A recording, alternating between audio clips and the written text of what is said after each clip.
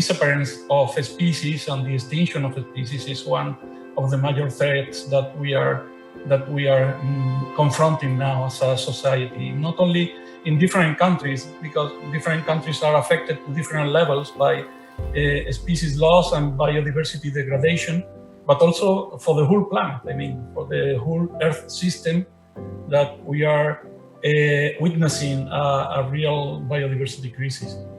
The broader question of the biodiversity loss and climate change, which are connected obviously, but biodiversity loss was highlighted by the WWF in their report last week, which said essentially that since 1970, we've lost 68% of species.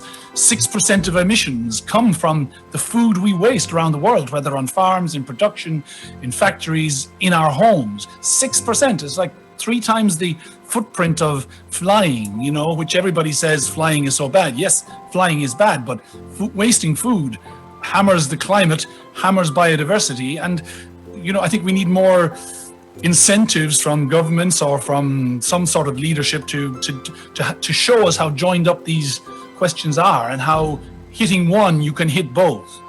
I think that is the kind of optimism that we need to have. We need a conditional optimism that is consistent with scientific results, that is consistent of what science is telling us about biodiversity loss. The logic and the evidence of the IPBES report, of the GBO analysis, for instance, because that is the best way to encourage the policy action. We try to communicate those messages, but we simplify them. And that, I suppose, is the big danger, that we oversimplify them. We make them too scary. We don't give people a sense of hope. We befuddle them with too much information. I guess we commit all these sins. I don't think the problem is with simplification. I think the problem in transmitting science is in trivialization. Science is very complex. There's a few things we can glean from what's been successful in the last couple of years in terms of transmitting scientific information, and that is I would say, to have one of the most important things is to have clear numbers. So last year we had the IPBES report talked about 1 million species.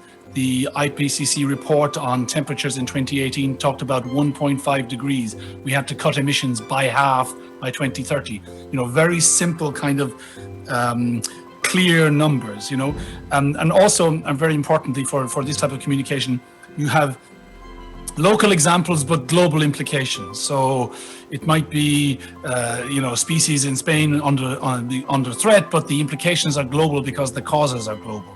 The public wants to hear that there are solutions, even if they're tough, even if they're hard. They want to hear them. And also timing is so important.